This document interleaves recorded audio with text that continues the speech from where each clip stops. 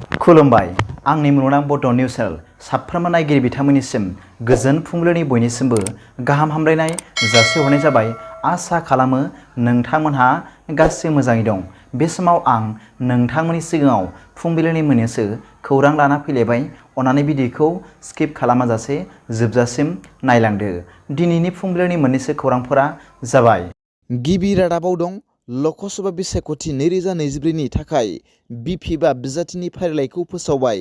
मख'नो गोनांदि उदालगुरि जिल्लानि खलायगावआव खुंफुंनाय BPF दोलोनि CWC मेलाव फैगौ ल'कसभा बिसायख'थिनि बिजाथि महरै BPF दोलोआ क'क्राझार ल'कसभा बियाबाव प्रमिला रानी ब्रह्म, खाम्फा बरगयारी, प्रिथिराज नारायण देबमेस आरो दरं उदालगुरि ल'कसभा बियाबाव इमानुएल मुसाहारि, रबिनसन दैमारी, दुर्गादास बर', धीरेन बर', हिरन दैमारिनि मुंखौ फोसावो।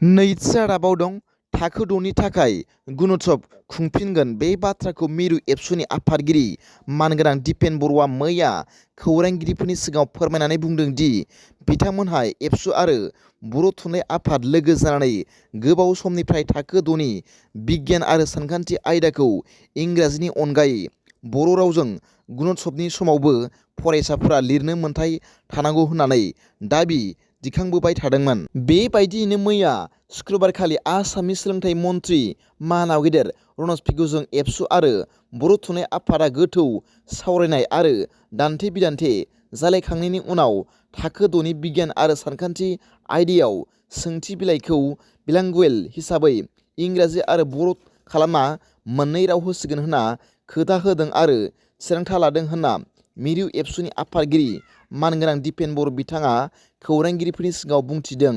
थारैनो बियो बर' रायजो राजाफोरनि थाखाय जोबोद गोजोनथाव खौरां आरो एबसु आरो बर' थुनलाइ आफादनि देरहानाय आरो जाफुंसारनाय होनना बुंनो हायो। थामथि रादाबाव दं दाइमारि संकस खेराइयाव UPPLनि गाहाय नेहाथारि राजुकुमार नार्जारिया मैया बाहागो लाना खौरांगिरिफोरनि सिगाङाव बुङो, जोंना बाथौ धोरोमा जादों बर'फोरनि गुदि धोरोम। बेसेबां लाख बेसेबां खौथि सिगां बाथौ धोरोमखौ बर' माहारिया नाजावदोंमोन, सिबिदोंमोन बेखौ रावबो बुंनो हाया आरो मिथिया। नाथाय बाथौ धोरोमा धोरोमल' नङा, बियो हारिनि सिनायथिबो। बर' हारिनि बिखा बिख्लो। बाथौ गैयाब्ला बर' गैया। बर'नि जे हारि, बर'नि जे धोरोम, थांनानै थानाय आरिमु आसार खान्थि गासैबो बाथौ धोरोमावनो बेरखाङो। लोगोसे बिथाङा बुंबावो दि बाथौ धोरोमनि गेजेरजों जों इसोरखौ मोनदांनो हायो होननानैबो बिथाङा बुङो खौरांगिरिफोरनि सिगाङाव। ब्रैथि रादाबाव दं दुलाराय बर' फरायसा आफादनि रादाब बिबुंसार। थांनाय 15 फेब्रुआरि खालाराव कार्बि फरायसा आफादनि सोद्रोमाफोरखौ सिनाय मोनै दुथांफोरा खोला कार्बि आलं जिल्लानि खेरनि सारियालियाव सिनाय मोनै दुथांफोरा हरखाबै गाग्लोबनाय जाथायखौ गोख्रों रावजों सोंखारिदों। लोगोसे दुथांफोरखौ थाबैनो हमनानै आयेन बायदियै साजा होनांगौ होनना दाबि दैखांदों आरो ओनसोलाव गोजोन खौसेथिनि मोनसे मोजां थासारि लाखिनो थाखाय खावलायदों।